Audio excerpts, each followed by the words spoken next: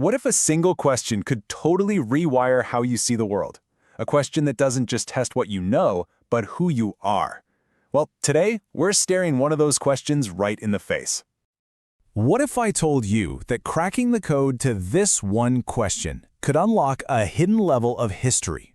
A question so deep, it's had even the sharpest minds stumped for generations. And here it is. This is the question. Now, it looks simple on the surface, right? But answering it is like trying to solve a puzzle where half the pieces are invisible. We have to prove that a king wasn't just a genius himself, but that he was a catalyst for the genius in everyone around him. But you don't need a PhD in history to crack this thing.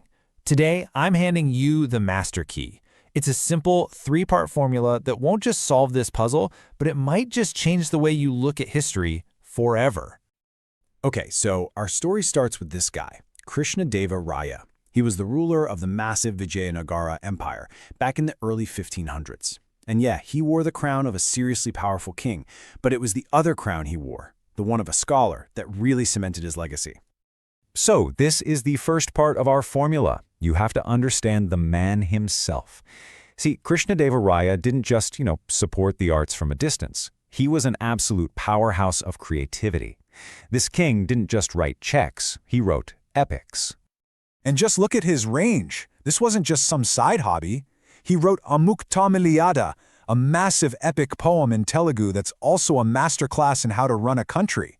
Then he'd just casually switch over to Sanskrit to write these brilliant plays.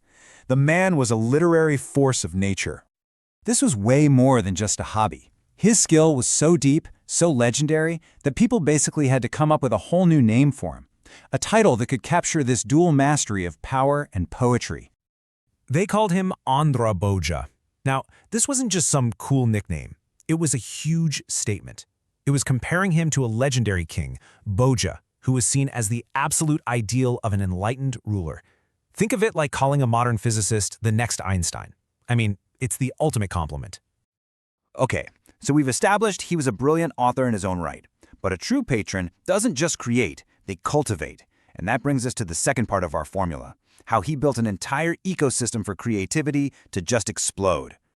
He created the Ashtadigajas. It literally means the 8 elephants, like they were holding up the entire world of literature. You can basically think of it as the ultimate supergroup. He didn't just find talent, he assembled a team of literary avengers to kickstart a legit golden age. His court was a total who's who of literary giants. We're talking famous wits, celebrated poets, the whole shebang. But what's really amazing is that it wasn't just about one language. He created this incredible melting pot of creativity where Telugu, Sanskrit, Kannada, and Tamil all thrived together. His big goal was to make knowledge accessible to everyone.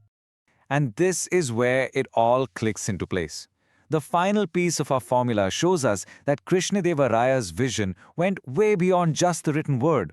He got that a truly great leader doesn't just support artists, they build a society where art is as essential as air. He literally translated his vision into stone and sculpture. The Haizara Rama and Vitala temples, they aren't just buildings, they're stories, they're poems carved right into the rock. This is what happens when an artist gets the budget of an entire empire. So you've got the art, you've got the literature, but where do you actually forge the minds that create all this stuff? I mean, you can't have a renaissance without schools, right? And yep, he built them.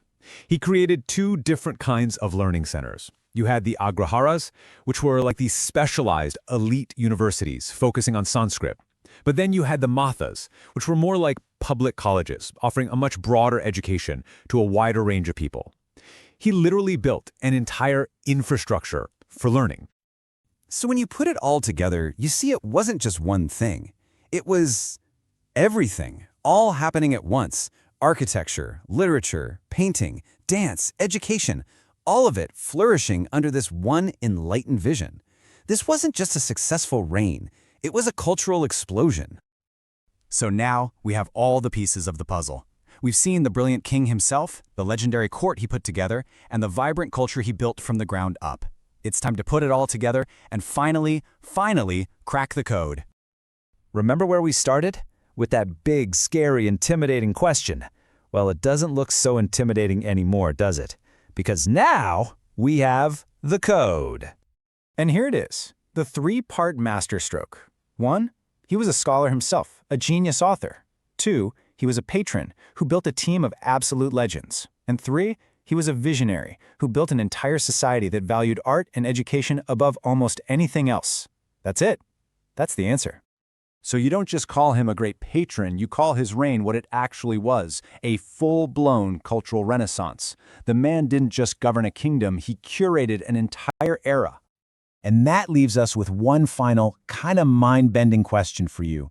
We've seen what happens when a leader is also a great artist. So, what would our world look like today if our most powerful leaders were also our most creative minds? I really want to know what you think. Drop your answer in the comments below. And if this explainer blew your mind, do me a favor and smash that subscribe button for more history-bending questions every single week.